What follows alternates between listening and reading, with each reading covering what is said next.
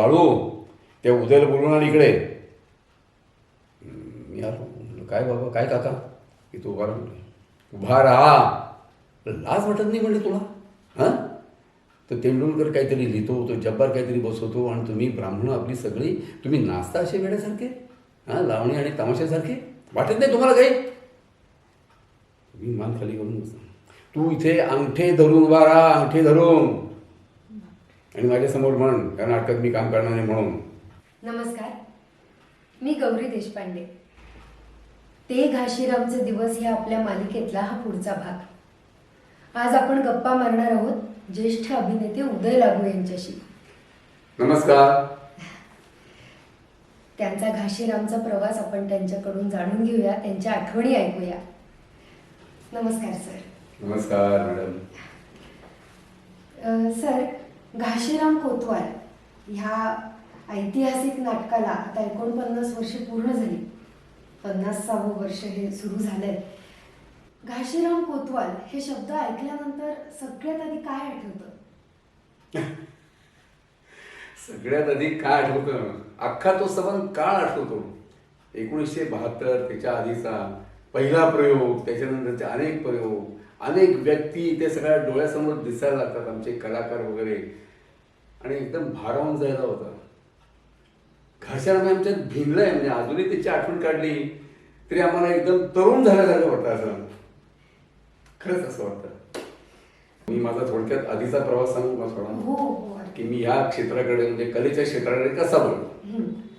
तर साधारण तरुणपणी आमच्या लहानपणी शाळेत असताना आमच्या घरची अशी शिस्त होती की शाळेत असताना शाळेच्या नाटकात वगैरे गाण्याच्या याच्यात कुठेही भाग घ्यायचा नाही. आम्ही खेळाडू होतो. मी फुटबॉल प्लेअर होतो आणि स्विमिंग होतो, चॅम्पियन होतो. तर तेव्हा ते आम्ही करत होतो. आणि नंतर आम्हाला आमचे सगळे लोक आम्ही स्काउटमध्ये होतो. ते आमच्या घरची शिस्त. पण तेव्हा सारखं वाटायचं की अरे आपण काहीतरी केलं पाहिजे, काहीतरी नाटकात काम केलं पाहिजे. पुढे कॉलेजमध्ये गेल्यानंतर असा एक प्रसंग आला की मुंबईला मी माझ्या चुलत भावाकडे जायचो आणि त्याच्याकडं रात्रीच्या वेळेला म्हणजे सुट्टीत आम्ही जायचो. रात्रीच्या वेळेला गप्पा मारताना तेव्हा त्याचं तो शांतता कोट चालू याच्यात तो काम करत होता, माझा चुलत भाऊ. आणि तेव्हा त्याच्या घरी बरेच वेळेला आविष्कारचे लोक यायचे, म्हणजे सुलभा देशपांडे, अरविंद देशपांडे, अरुण काकडे, नंतर भावे, पुष्पा भावे वगैरे अशी थोडं मंडळी यायची आणि त्यांच्या शांततावर चर्चा करायची बरंच. आणि ते मी ऐकत असायचो. आणि मग अरे हे आपल्याला जमलं पाहिजे. जर भावाला जमलं तर आपल्याला काय जमणार असं मला वाटलं. तर म्हणलं आता पुण्याला गेलो कॉलेजमध्ये यावर्षी की आपण आता आपल्या खेळाबरोबर अभिनयाकडे वळायचं, म्हणजे नाटकात काम करायची आपण संधी बघायची. तसं त्यानंतर मी मग पुण्याला आल्यानंतर मॉडर्न कॉलेजमध्ये नवीन झालो होतो. त्यात मी ॲडमिशन घेतली आणि खेळाबरोबर नवीनच असल्यामुळे त्या वर्षी कॉलेजचा जनरल सेक्रेटरी वगैरे झालो. कारण मला कलेच्या क्षेत्रात जायचं होतं. आणि तिथे गेल्यानंतर आम्ही कलामंडळ स्थापन केलं. आणि आमच्या कॉलेजमध्ये माझं भाग्य असं की विभा देशपांडे आणि श्यामळा मनारसे हे आम्हाला शिकवायला होते. आणि ते पीडीएमध्ये होते, पीडीएमध्ये कार्यरत होते ते. आणि त्यांच्याकडे मी ऐकायचो. पुन्हा जब्बार पटेलचे आम्ही एकांकिका वगैरे बघितले होते पुरुषोत्तमला, आमच्या आधी सिनियर माणूस होतो. तर अरे म्हटलं ह्या संस्थेत आपल्याला जायला मिळालं पाहिजे. आणि पुरुषोत्तमच्या आमच्या एकांकिकेच्या तालमी चालू असताना एकदा विभा देशपांडे मला म्हणले की अरे उदय, तुझी पर्सनॅलिटी चांगली आहे, तुला आवाज आहे, तर तू असं कर ना, तू मीडियात जा ना. तिथे जब्बार पटेल नवीन मुलांना घेऊन काहीतरी करायच्या मार्गावर आहेत. वाह, मला असं आलं की अरे काय करू काय नको. कित्येक रात्री मला झोप नाही आली. म्हणजे काय सांगताय सर? हो म्हणे, अरे आपलीच संस्था आहे ती भागवत वेगळ्यांची, जा तिथे. जब्बार आहे, मोहन आहे, जा तिथे. ताबडतोब मी 2 दिवसांनी पीडीएमध्ये गेलो. पीडीएमध्ये गेलो. तिथं सगळे लोक संध्याकाळी तिथं महिला सर म्हणून जिमखाना आहे, तिथं पीडीएचं ऑफिस आहे, तिथं हे सगळे लोक जमायचे आणि त्यांच्या आपापसात गप्पा चालायच्या. तिथं मी गेलो. त्या दिवशी बुधवार होता. आणि माझ्यासारखेच पुण्यातल्या काही कॉलेजमधले म्हणजे मोहन गोखले, चंद्रकांत काळे, दीपक भाऊ, सतीश घाटपांडे आणि असे बरेच लोक तिथं मी असे तरुण वर्ग कॉलेजमधला असलेला तिथं जमा करत होता. म्हणजे वारे आपले सगळे मित्र त्यांना कुठं कुठं पुरुषोत्तममध्ये बघितलं आहे. आमचे सिनियर लोक तिथे होते, म्हणजे मोहन आगाशे यायचा, सतीश आळेकर यायचा, नंतर रमेश शिवेकर यायचा, भसाळे, मेडेकर, हे सगळे सिनियर होते पिढीतले. ते यायचे आणि ते गप्पा मारले तिथं. म्हटलं वा बरं, आपण चांगल्या ठिकाणी येऊन पडलेलो आहोत. तर असा माझा प्रवेश झाला पिढेमध्ये. म्हटलं आता काय करायचं इथं. तर पिढेचं असं होतं की तरुण मुलांना घेऊन जब्बारच्या डोक्यात काहीतरी करायचं होतं. म्हणून त्यांनी काय केलं होतं, दर बुधवारचा म्हणजे स्टडी सर्कल म्हणून त्यांनी सुरू केलं होतं त्या काळात. म्हणजे आम्ही सगळी मुलं तिथं जमायचो. मग मोना वैशे किंवा सतीश काहीतरी आम्हाला एखाद्या नाटकाचं किंवा चित्रपटाचं वगैरे अशी कथा सांगायचा आणि अशी दर्जेदार नाटकं वगैरे कशी पाहिजे असतात काय त्याच्यावर चर्चा व्हायची आणि तुम्ही अशी बघत जा वगैरे असं दर बुधवारी व्हायचं. आणि मला ते असं वाटलं की अरे वा, खेळ संपला ना की कधी बुधवार येतो असं मला व्हायचं की ह्या संस्थेत आपण आलेलो आहोत. तर बुधवारचे असे आमच्या ते वर्कशॉप चालायचे. मग तू काय पाहिलं, हायने काय पाहिलं, मग त्याच्यावर चर्चा, सगळेच मोहन गोखले सगळ्यांनी चर्चा करायचं. पुढं असं आलं की जब्बार म्हणला अरे तुम्ही आता इथं आलेला तुमचं पुरुषोत्तम संपलं की आपल्या पिढीमध्ये आपण एक एक्झरसाइज करूया. तो असा की तुम्ही एक टीम करायची तयार 5 मुलांनी आणि एकांकी निवडायची, ती दिग्दर्शन करायची एकाने त्याचं कॉस्ट्युम करायचा, एकाने त्याचे लाईट करायचे. लिमिटेड लाईट होते पिढीत, 3 आम्हाला स्पॉट दिले जायचे आणि 1.5 महिन्यात ती एकांकी बसवायची. अशी तुमची एक टीम तयार करायची. कोणीतरी संगीताचं बघायचं, तेव्हा रेकॉर्ड संगीत वगैरे होतं असं, ते एक टीम तयार करायची. आणि असं आम्हाला त्यांनी वाटून दिलं प्रत्येकाने दिग्दर्शन केलंच पाहिजे, प्रत्येकाने लाईट केलेच पाहिजे, कॉस्ट्युम बघितलेच पाहिजे वगैरे वगैरे, की ह्याच्यातनं आम्हाला सगळ्या अंगाची ओळख होईल. असे 1-2 वर्ष आमचे ते एक्झरसाईज चालू होते. त्यात मी सुद्धा 2 एकांकी बसवल्या होत्या. प्रत्येकालाच होती. मी 2-3 नाटकाचं नेपथ्य केलं होतं. म्हणजे जुजबीच असायचं, साधं काय नसायचं. आवश्यक प्रॉपर्टी आणायची, मग त्याच्यासाठी मी बाजारात जा, कोणाच्या घरी जा वगैरे, हे सगळं आम्हाला तिथं करता करता आम्ही तर तितके इन्व्हॉल्व झालो की अरे खऱ्या अर्थाने आपल्याला काहीतरी इथं करायला मिळत आहे. मग असं चालू असताना दुसरा एक त्यात भाग असा होता की तेव्हा अशी पाखरे हे नाटक पिढीचं जोरदार चालू होतं. त्यात जब्बार, मोना वैशे आणि कल्पना भालेराव त्याच्या देवळणकर त्यात कामं करत होत्या.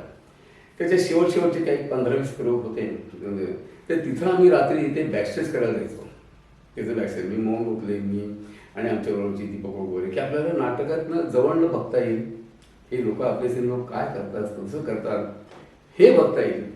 तर त्याचे जेव्हा पुण्यात प्रयोग असतो तेव्हा आम्ही लगेच सायकल मारून तिथं बालगंधर्व असू दे, भरत असू दे, तर तिथे प्रयोग करत असताना हळूहळू मी विंगेतना बघायचो. माझ्यातला कलाकार जागायला लागला की अरे काय करतात. जब्बारच्या पुढच्या सीनमध्ये तो आंघोळ करून गेलेला आहे, तर काय करतो तो, काय नाही, टॉवेल घेऊन असा जातो आणि स्टेजवर जातो. अरे म्हटलं वा किती सोपं आहे. तेव्हा म्हणतात इम्प्रोव्हिजेशन, त्यामुळे पहिल्यांदा ओळख झाली. अरे वा म्हटलं कमाल आहे. नंतर तिथे मोहन आगाशे वडिलांचं काम करायचं, त्या कल्पना देवळकरच्या त्या सर्व या कॅरेक्टरचा. तो चिडला म्हणजे काय करतो, मग त्याची बायको रडते म्हणजे काय करते, हे आम्ही विंगेत बघायचो. आणि कित्येक वेळा गमतीशीर तुम्हाला किस्सा सांगतो की मोहन आगाशे म्हणजे बाप आत असायचा आणि आई नुसून रडत असायची. ती रडत असताना त्या मुलीला झापलेलं असायचं ना, तर तिला काही नीट रडतेच नाही, असं बायकांचं असं. तर मोहन असे भिंगेनं तो आवाज करायचा.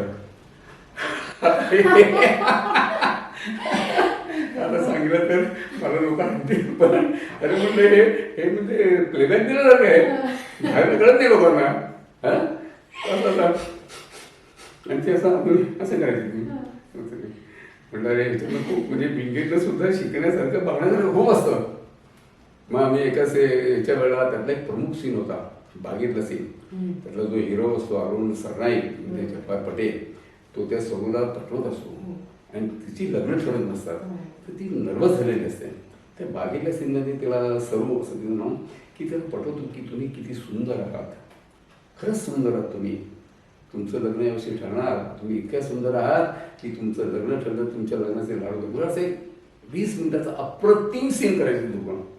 आणि आम्ही प्रत्येक वेळेला असं विंगीत जाऊन बघत बसायचो. कमाल आहे, दोघं कमाल करतात, टाळ्या मिळतात त्यांना. तर असे धडे आम्हाला ते मिळायला लागले तिथं मला. ते बॅकस्टेज करता करता म्हणजे जसं तिथं आम्ही एकांकिका बसवायचो तसं इथे मिळालं. आणि एकांकिकावर ते एकांकिका सगळी तिथं पाहिल्याने सगळेजण त्याच्यावर चर्चा करायची. मग तू एकांकिका का निवडलीस उदय, हे कलाकार का घेतलेस, हे लाइटिंग असं का केलंस, कारण ती सगळी कन्सेप्ट आपली असायची ना. तर ह्याच्यातनं आम्ही शिकत गेलो आणि शिकता शिकता 1 वर्ष गेलं, 2 वर्ष गेलं आणि आमच्या डोक्यात सारखं होतं ते जब्बार नवीन नाटक कधी करणार. कारण आम्हाला तिथं कळलं होतं हळूच की जब्बार नवीन नाटक करणार आहे आणि त्यात आपल्या सगळ्यांना काम आहे बरं का. म्हणलं वा. आणि असं करता करता साधारण मला वाटतं 71च्या शेवटी 72ला साधारण जब्बार एक दिवस तेंडुलकरांचं काहीतरी आम्हाला कळलं होतं. कारण अशी बघलं त्यांचंच होतं. म्हणलं वा ह्याच्यात काम करायला मिळालं पाहिजे. पण जब्बारने शब्द दिला होता की नाही सगळी तुम्हाला सगळ्यांना काम होते आणि आम्हाला कळायचं नाही असं सगळ्यांना काम असं नाटक कुठलं. आणि तुम्हाला सांगतो एक दिवस जब्बार मुंबईहून तेंडुलकरांकडनं नाटक घेऊन आला. त्याचं नाव घाशीराम कोतवाल. वा आम्हाला म्हटलं बा झकास आता काहीतरी ऐकायला मिळेल. आणि त्यांनी सांगितलं हे एवढंसंच नाटक आहे मी तुम्हाला आता वाचून दाखवतो. वाचायला लागला. 2 ओळी, अर्धी ओळ, 2 शब्द, मध्ये बरंचसं काहीतरी लिहिलेलं. हे लोक असे नाचतात ते तसं करतात मग मध्ये येतात. आम्हाला काही कळे ना कारण आपल्याला ट्रॅडिशनल नाटकं बघायची सवय झालेली सगळी आणि हा असं काय म्हणतोय. मग त्याने आम्हाला एक्सप्लेन केलं असं की अरे तिथं असा 12 ब्राह्मणांचा पडदा असणार आहे किंवा भिंत असणार आहे त्यात तुम्ही सगळे असणार आहे. ते प्रमुख त्यातली कॅरेक्टर पुण्याचे सगळे ब्राह्मण ते कॅरेक्टर आणि ते हे नाटक सादर करतात. ते स्टेजच्या खालनं येतात वर असे रांग करतात तिथे उभे राहतात आणि मग त्यातनं एक सीन मी काढणार आहे तुमचे. ते सीन मी तुमची बसून घेणार आहे. मग त्यात नानानंतर येईल तिकडनं घाशीराम येईल ती गौरी येईल ललिता गौरी येईल गुलाबी हे सगळं नंतर.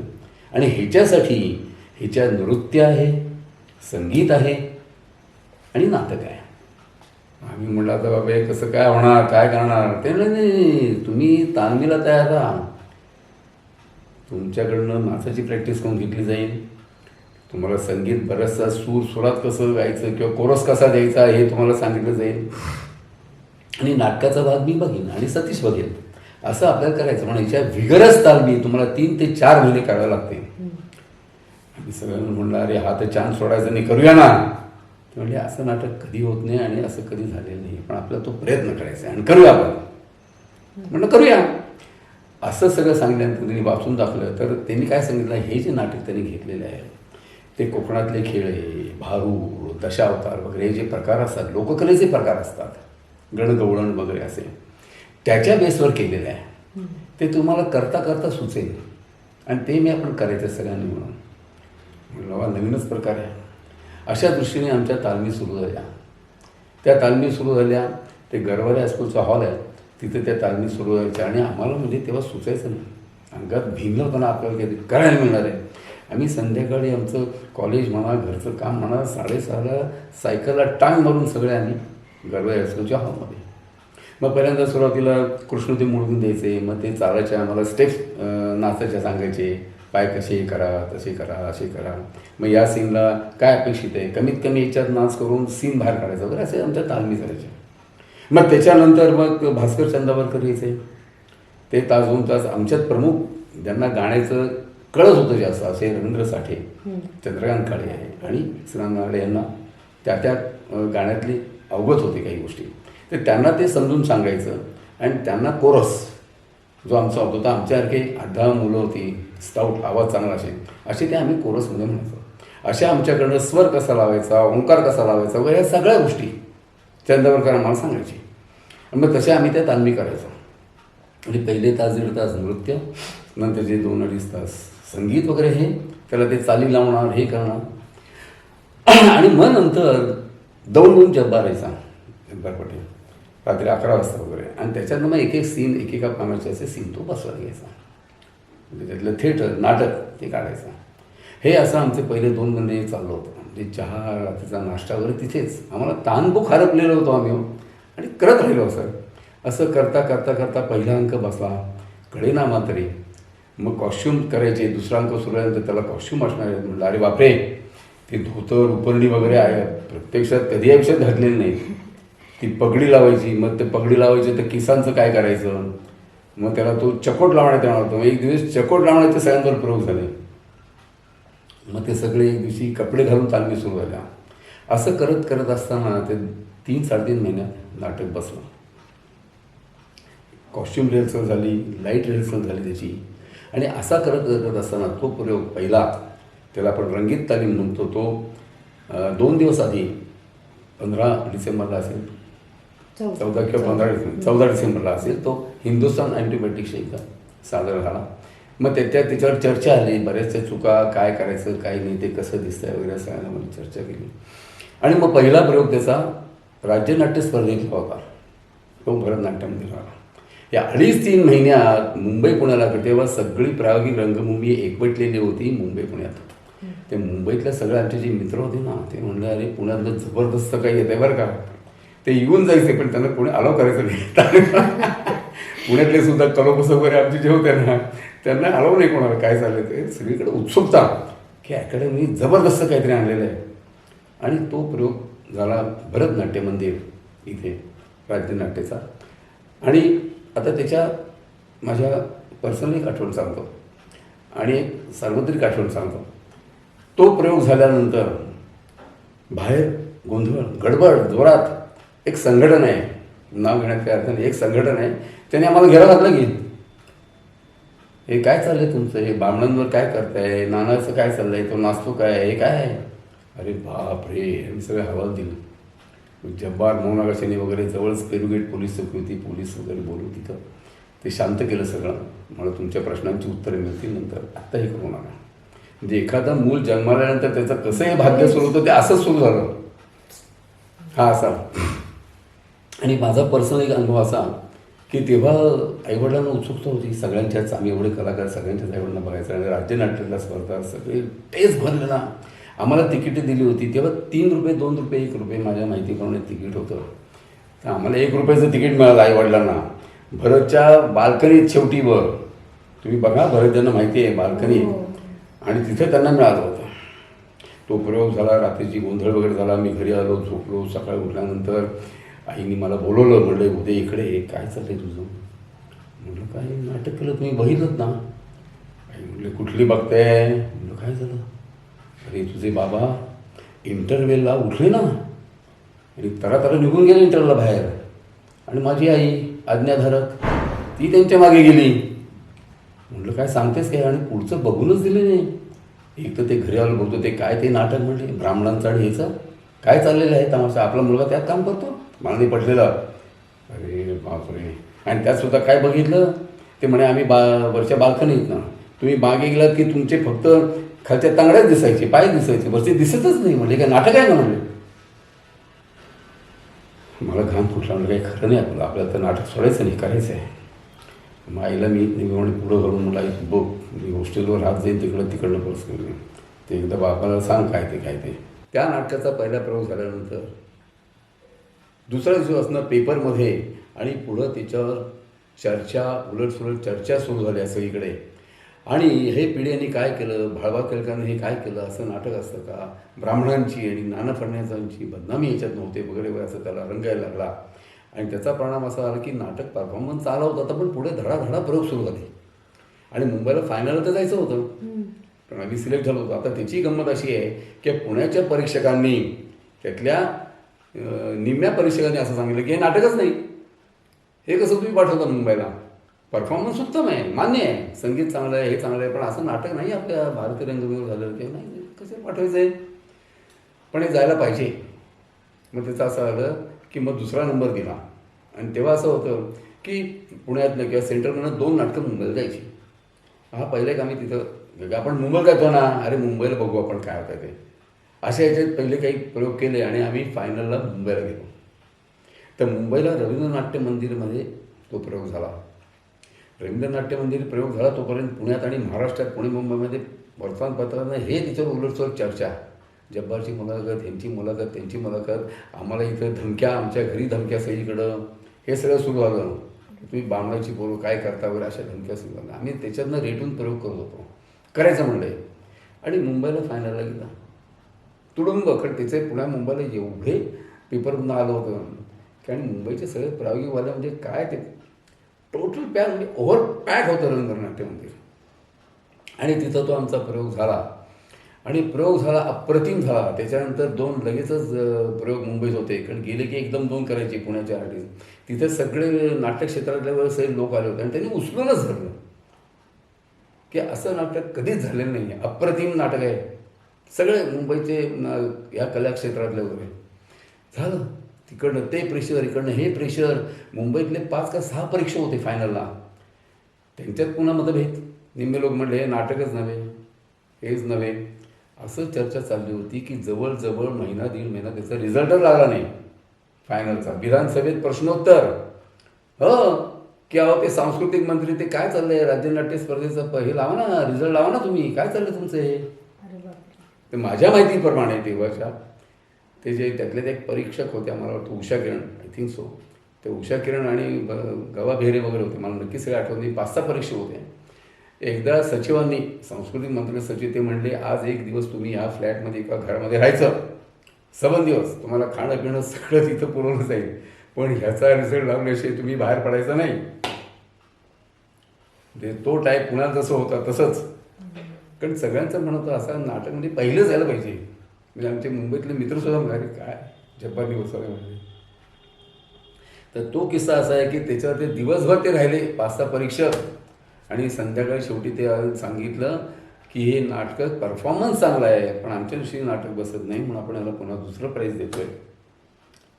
तेव्हा संगीताचं नवीनच प्राईज ठरवलं होतं, ते रवींद्र साठे दिलं आणि जब्बारला दिग्दर्शनानं दिलं, पण नाटक दुसरं.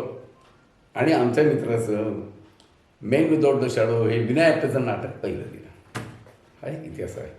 आता आम्हाला थोडा असंच माहिती आहे, पण म्हटलं कसं का असे ना, आपलं दुसरं तर आहे आणि सगळ्यांच्या दृष्टीने ते पहिलंच आहे. आणि मग मुंबईला आणि पुण्याला दाणा प्रयोग सुरू झाले. तर मुंबईला तो फायनलचा प्रयोग केला आणि आम्ही पुण्याला आलो. आमच्याबरोबर तुम्हाला खरंच सांगतो, PDAचे भालबा खेळकर मुंबईला आले होते, कारण त्यांच्या संस्थेचा प्रयोग होता.